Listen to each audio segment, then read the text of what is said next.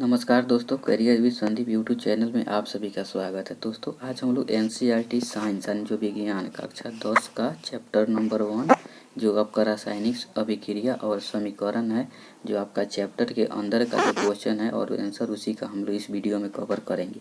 तो वीडियो को आप लोग लास्ट तक देखिएगा, आपका आंसर क्वेश्चन भी है और आंसर भी है। क्लास 10 का चैप्टर नंबर 1 है तो एनसीईआरटी जो आपका। चलिए आपको हम स्टार्ट करते हैं।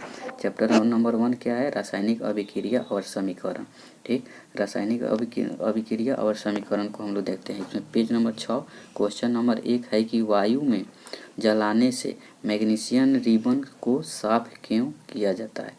क्वेश्चन है वायु में जलाने से पहले मैग्नीशियम रिबन को साफ क्यों किया जाता है। तो आंसर है कि यहाँ पे जो वायु में जलाने से पहले मैग्नीशियम रिबन को रेगमाल यानी कि रेशम के कपड़ों से क्या कर सकते हैं, साफ करते हैं, ताकि मैग्नीशियम ऑक्साइड कहने का मतलब MgO, ठीक है, मैग्नीशियम कार्बोनेट MgCO3 की परत क्या वो हट जाए, जो वायुमंडलीय ऑक्सीजन और कार्बन मोनोऑक्साइड से बना हुआ था। फलस्वरूप अभिक्रिया के फलस्वरूप रिबन पर बना था। ऐसे करने पर मैग्नीशियम रिबन आसानी से जलने लगेगा। जो मैग्नीशियम ऑक्साइड और मैग्नीशियम कार्बोनेट का परत उस पर बना था, उसको साफ कर देने से वो हट जाएगा, और हट जाएगा तो क्या होगा, वो रिबन मैग्नीशियम का जो रिबन है आसानी से जलने लगेगा। तो यानी कि इस क्वेश्चन का साफ करने का रीजन क्या है मेरा, मैग्नीशियम ऑक्साइड और मैग्नीशियम कार्बोनेट की परत को हटाना। वो परत हट जाएगा तो मैग्नीशियम रिबन क्या हो जाएगा, जलना स्वतः नहीं, जलना स्टार्ट हो जाएगा। यानी कि जलने में रोक कौन रहा है, तो मैग्नीशियम ऑक्साइड और मैग्नीशियम कार्बोनेट। क्वेश्चन 1 नंबर आप लोग समझ गए होंगे, तो इसको लिख लीजिएगा। चलिए क्वेश्चन 2 की ओर हम लोग मूव करते हैं। क्वेश्चन 2 है, यहाँ पे रिएक्शन से रिलेटेड दिया हुआ है। तो देखिए यहाँ पे दिया हुआ है, निम्नलिखित रासायनिक अभिक्रिया के लिए संतुलित समीकरण लिखिए। यानी कि हमको क्या करना है, इसको बैलेंस करना है।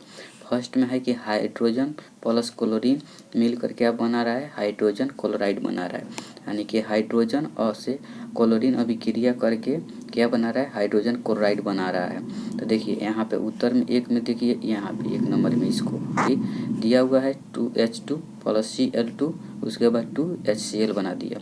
ठीक, तो यहाँ पे बाएं साइड देखिए, यानी कि लेफ्ट साइड में हाइड्रोजन कितना है, 2, इधर भी कितना हाइड्रोजन है, कितना 2, उसके बाद क्लोरीन कितना है, 2, इधर भी, तो मेरा क्या है, संतुलित है।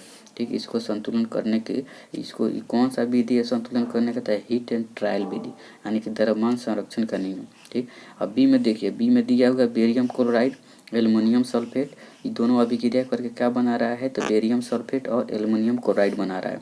ठीक, यानी एक दूसरे को क्या कर रहा है, विस्थापित कर दे रहा है। तो बेरियम क्लोराइड, ठीक, तो बेरियम क्लोराइड का क्या हो जाएगा मेरा, तो बेरियम BaCl2, ठीक, उसके बाद एल्युमिनियम सल्फेट Al2SO4 का होल थ्राइस, ये दोनों मिलकर क्या क्या बना रहा है, तो बेरियम सल्फेट का क्या होगा, BaSO4 एल्युमिनियम क्लोराइड AlCl3। देखिए अब इधर देखिए संतुलित किया गया, यहाँ पे फर्स्ट में यहाँ पे 3 लगा दिया गया, फिर उसके बाद यहाँ पे बेरियम में 3 लगा दिया गया, यानी कि बेरियम मिल गया 3 गो, इधर बेरियम मिल गया 3 गो। क्लोरीन कितना हो गया, 2 और 3 दूना 6 गो, तो क्लोरीन यहाँ भी हो गया, दाएं साइड में भी 6 गो। एल्युमिनियम इधर कितना है, 2 गो बाएं साइड में, तो एल्युमिनियम दाएं साइड में भी है 2 गो, अर्थात क्या हो गया मेरा, ई बैलेंस हो गया। तो सेकेंड वाला का क्या है, ई जो है आपका द्विविस्थापन, सेकेंड वाला क्या है, ई जो है आपका संयोजन अभिक्रिया, अर्थात 2 को अलग अलग जो है एक साथ मिल जाएगा तो क्या हो जाएगा, संयोजन अभिक्रिया। और संयोजन अभिक्रिया में लगभग क्या होता है, ऊष्माक्षेपी अभिक्रिया भी होता है।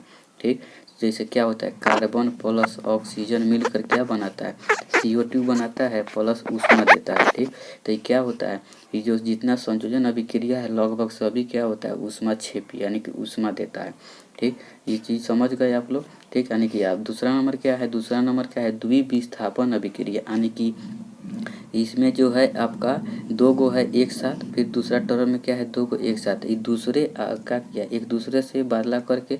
इसके देखिए यहाँ पे क्लोरीन था, बेरियम में क्लोरीन जुटा था, इधर दाएं साइड में जब गया अभिकारक प्रति इधर था, अभिक्रिया के बाद उत्पाद जो बना था क्या हो गया, एल्युमिनियम के साथ हो गया, तो एक दूसरे के साथ ही ट्रांसफर कर लिया, तो एक दूसरे के साथ कर लिया, तो द्विविस्थापन हो गया। ठीक, चलिए अब 3 नंबर देखते हैं। 3 नंबर में है क्या, सोडियम और जल, यानी कि सोडियम क्या हो गया Na और जल हो गया H2O। ठीक, ये जब अभिक्रिया बन रही है सोडियम हाइड्रोक्साइड NaOH बना दिया, उसके बाद क्या हो गया, हाइड्रोजन गैस बाहर निकल गया। तो यहाँ पे इधर देखिए, यहाँ पे तो वो क्या है, सोडियम है, इधर भी 2 गो सोडियम है। हाइड्रोजन कितना है यहाँ पे, 2 गो, तो इधर भी 2 गो। तो मेरा क्या है, ये भी संतुलित है। तो ये क्वेश्चन आप देखिएगा, ये तीनों का हो जाएगा। रिएक्शन को आप लोग कॉपी पे नोट कर लीजिएगा और बार बार प्रैक्टिस कीजिएगा, कहीं एग्जाम में पूछ देते आप लोग इस चीज़ को बना के आ जाइएगा। चलिए आगे बढ़ते हैं। आगे है कि 3 नंबर क्वेश्चन यहाँ पे है। 3 नंबर क्वेश्चन है कि निम्नलिखित अभिक्रियाओं के लिए उनकी अवस्था के संकेत के साथ संतुलित रासायनिक समीकरण लिखिए। जल में, क्वेश्चन 1 देखिए, जल में बेरियम क्लोराइड तथा सोडियम सल्फेट के विलयन अभिक्रिया करके सोडियम क्लोराइड का विलयन तथा अघुलनशील बेरियम सल्फेट के अवक्षेप बनाते हैं। 2 में है कि सोडियम हाइड्रोक्साइड का विलयन जल में हाइड्रोक्लोरिक अम्ल के विलयन से जल में से अभिक्रिया करके सोडियम क्लोराइड का विलयन तथा जल बनाते हैं। अब चलिए इसका हम लोग आंसर देखते हैं 3 में।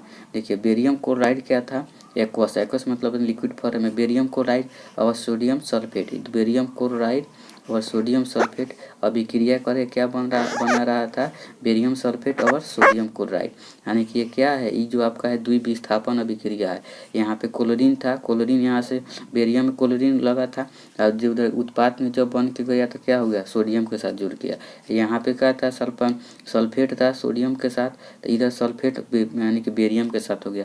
ये जो होगा एक दूसरे से विस्थापित हो गया तो द्विविस्थापन अभिक्रिया हो गया। ठीक, अब सेकंड वाला क्या था, सेकंड वाला था सोडियम हाइड्रोक्साइड हाइड्रोक्लोरिक अम्ल के साथ अभिक्रिया कर रहा था। ठीक, तो सेकंड वाला देखिए, सेकंड वाला सोडियम हाइड्रोक्साइड हाइड्रोक्लोरिक अम्ल के साथ अभिक्रिया कर रहा था तो क्या बना रहा था, तो सोडियम क्लोराइड और जल बना रहा था। ठीक, तो यहाँ से क्या हो जाएगा, NOH सोडियम हाइड्रोक्साइड का फॉर्मूला हो गया, हाइड्रोक्लोरिक अम्ल क्या हो गया, HCl। ये दोनों जो अभिक्रिया करेगा तो क्या बनाएगा, सोडियम क्लोराइड और जल बाहर निकलेगा। तो ये क्वेश्चन नंबर 3 का ये क्या है, दोनों आपका रिएक्शन है। ये दोनों रिएक्शन को आप लोग कॉपी पर नोट कर लीजिएगा। चलिए यहाँ पे है पेज नंबर 11। पेज नंबर 11 में क्या है, प्रश्न 1 देखिए, किसी पदार्थ X के विलयन का उपयोग सफेदी करने के लिए होता है। ठीक, कोई पदार्थ X है, उसका उपयोग हम लोग सफ़ेदी करने के लिए, यानी कि उस पर चूना मतलब क्या, सफ़ेदी हम लोग ईंट पर कराते हैं लोग, यानी पेंट कराते हैं लोग। ठीक, तो वो करने के लिए किया जाता है। क्वेश्चन 1 में दिया है कि पदार्थ X का नाम तथा इसका सूत्र बताइए। 2 में दिया हुआ है कि ऊपर 1 में लिखे गए X पदार्थ जल के साथ अभिक्रिया करा कर लिखिए। देखिए, तो ये जो आपका X जो पदार्थ होगा क्या होगा, तो यानी कि बुझा हुआ चूना होगा। ठीक, बिना बुझा हुआ चूना, बिना बुझा हुआ चूना का फॉर्मूला क्या होता है आपका, कैल्शियम ऑक्साइड यानी CaO होता है। इसी को क्विक लाइम भी बोलते हैं, खड़िया चूना भी बोलते हैं, इसी को खड़िया चूना भी बोलते हैं इसको। ठीक, तो इसका क्या नाम है, क्विक लाइम भी बोलते हैं, बिना बुझा हुआ चूना भी बोलते हैं और क्विक लाइम भी इसी को बोलते हैं। तो पहला का आंसर मेरा क्या हो गया, बिना बुझा हुआ चूना CaO। दूसरा है कि आपका ये जो CaO है, कैल्शियम ऑक्साइड को जल के साथ अभिक्रिया करा रहे हैं तो क्या बनेगा, अभिक्रिया भी लिखना है। तो बिना बुझा हुआ चूना को जल हम डाल देंगे तो क्या हुआ, यानी कि बुझ गया। तो बिना बुझा हुआ चूना है, उस पर हम जल डाल दिए तो बुझ गया, तो क्या हो जाएगा, बुझा हुआ चूना बन जाएगा। तो बुझा हुआ चूना का फॉर्मूला क्या होता है, CaOH का होल ट्वाइस होता है।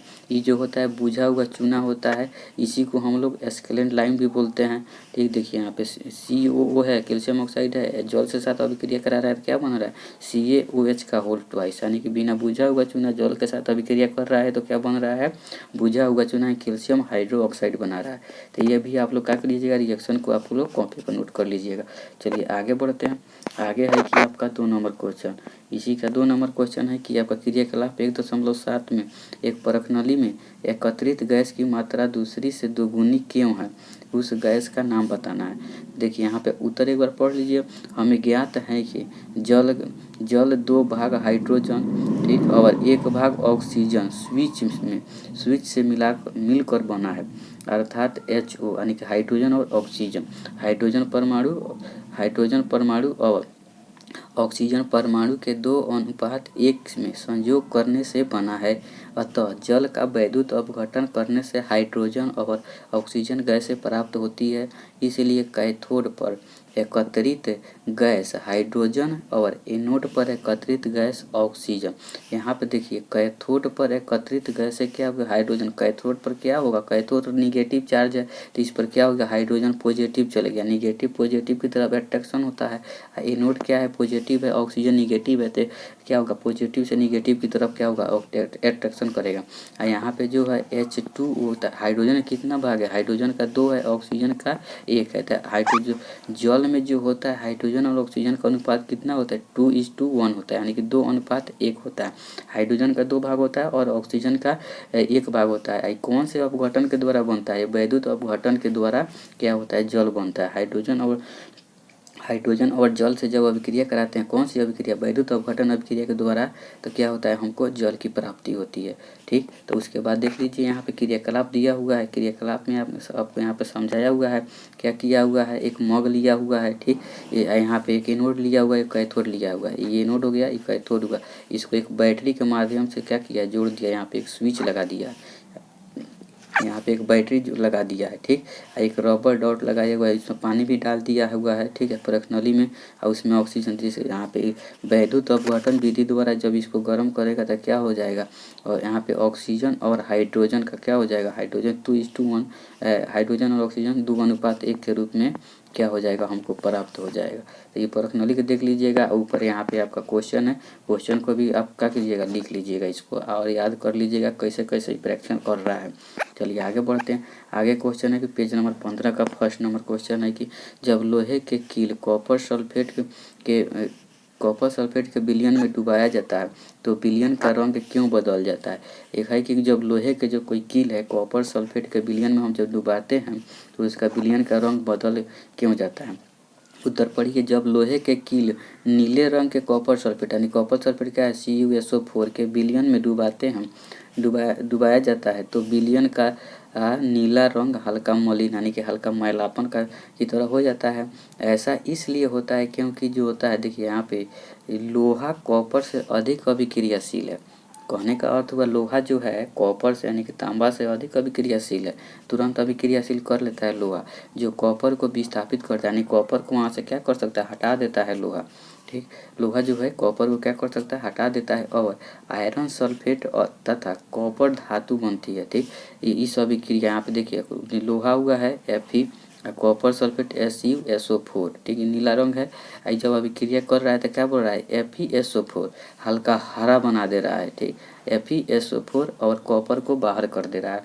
क्यों, क्योंकि जो हमारा जो है लोहा क्या है, कॉपर की अपेक्षा में अधिक अभिक्रियाशील है। ठीक, कौन, लोहा जो है कॉपर से अधिक अभिक्रियाशील है और वहाँ से क्या कर रहा है, विस्थापित कर दे रहा है कॉपर को और अपना रंग खुद का देगा। कोई भी अगर मान लीजिए आप ही का पड़ोसी धनवान व्यक्ति है तो आप दोनों साथ में जाइएगा, तो आप बैठे रहिएगा, तो वो आएगा तो क्या करना पड़ेगा आपको, पैसा वाला है, धनवान है, तो आप क्या कीजिएगा, उसको रिस्पेक्ट दीजिएगा कि नहीं दीजिएगा, वो आप खुद कुर्सी दे दीजिएगा उसको बैठने के लिए। वहीं सेम है, यहाँ पे जो है लोहा जो है क्या है, खुद ज़्यादा अभिक्रियाशील है, कॉपर यहाँ पे है, कॉपर से क्या है, ज़्यादा अभिक्रियाशील है, तो क्या करेगा, खुद कॉपर हट जाएगा और लोहा को जगह देगा। अगर नहीं देगा तो क्या करेगा, लोहा जो है, आयरन जो है क्या करेगा, अपना जगह खुद ले लेगा। वहीं यहाँ पे इस रिएक्शन में भी किया हुआ है। तो क्वेश्चन को आप लोग इसमें देख लीजिएगा। चलिए यहाँ पे 2 नंबर क्वेश्चन दिया हुआ है, क्रियाकलाप 1.2 से भिन्न द्विविस्थापन का एक उदाहरण देना। तो उसमें देखिए, उसमें वो भी द्विविस्थापन अभिक्रिया, इसमें भी एक अलग से आपको द्विविस्थापन का अभिक्रिया का उदाहरण देना है। तो यहाँ देखिए PbNO3 लेड नाइट्रेट क्या है, PbNO3 का होल ट्वाइस, ये लेड नाइट्रेट है। उसके बाद HCl से अभिक्रिया करा रहा है तो लेड क्लोराइड अम्ल बना दे रहा है, PbCl2 और नाइट्रिक अम्ल क्या हो रहा है, बाहर निकल रहा है। तो ये आपका क्या है, द्विविस्थापन अभिक्रिया है, यानी एक दूसरे से आदान प्रदान करके ये बना रहा है। चलिए क्वेश्चन नंबर 3 यहाँ पे देख रहे हैं।